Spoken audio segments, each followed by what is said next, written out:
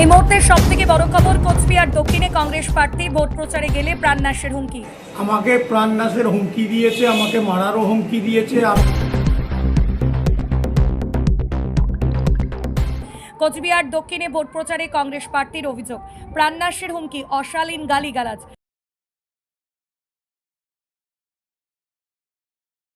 কোচবিহার দক্ষিণ বিধানসভা কেন্দ্রে ভোটের আবহে উত্তেজনা ক্রমেই বাড়ছে।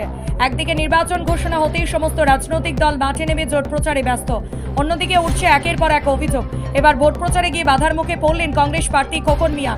অভিযোগ, কোচবিহার দক্ষিণের ফাঁসিরঘাট চত্বরের জনসংযোগে বের হলে তারা প্রাণনাশের হুমকি দেওয়া হয় এবং অশালীন ভাষায় গালিগালাজ করা হয়। সেই ছবি প্রকাশ্যে ক্যামেরাবন্দি। শুধু তাই নয়, প্রচারে একাধিকবার বাধার সম্মুখীন হতে হয়েছে বলে দাবি তার। খোকন মিয়া জানান, এই ঘটনার বিরুদ্ধে তিনি লিখিত অভিযোগ দায়ের করবেন। হঠাৎ একদল তৃণমূলী দুষ্কৃতী এসে বিভিন্নভাবে হামলা চালানোর চেষ্টা করে। নির্বাচন কমিশন এবং জেলা শাসকের কাছে বিষয়টি জানানো হবে বলেও তিনি স্পষ্ট করেন।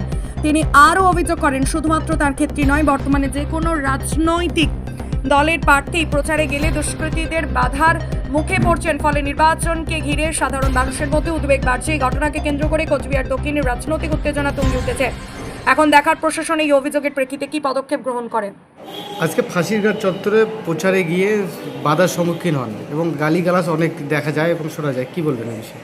আমাকে প্রাণনাশের হুমকি দিয়েছে, আমাকে মারারও হুমকি দিয়েছে। আমি কুচবিহার দক্ষিণ বিধানসভা কেন্দ্রে যেখানে জাতীয় কংগ্রেসের প্রার্থী হিসাবে নির্বাচনী প্রচারে যাব, সেখানে আমাকে ডেকে নেওয়ারও হুমকি দেওয়া হয়েছে। আমি প্রচারের যে বেরিয়েছিলাম, হঠাৎ করে কিছু দুষ্কৃতিকারী তৃণমূল কংগ্রেসের, তাদেরকে অনেককেই আমি চিনি, তারা এভাবে আমাকে আক্রমণ করেছে এবং অশ্লীল ভাষায় গালিগালাজ করেছে। আমি নির্বাচন কমিশন, ডিএম, আমাদের এসপি, আমি সকলকে লিখিত কমপ্লেন করছি। এখন কি চাচ্ছেন আপনারা? আমি নিরাপত্তা, আরও জোরদার নিরাপত্তা চাইছি। কুচবিহার দক্ষিণ বিধানসভা কেন্দ্র তৃণমূল কংগ্রেসের আতুর ঘর হয়েছে, সন্ত্রাসের আতুর ঘর। এই সন্ত্রাসের আতুর ঘর ভেঙে নির্বাচন কমিশন সুষ্ঠু নির্বাচন করুক। এটা কোন জায়গায় ঘটনাটা হয়েছিল? ফাঁসিরঘাট এলাকায়, কুচবিহার দক্ষিণ বিধানসভা কেন্দ্র।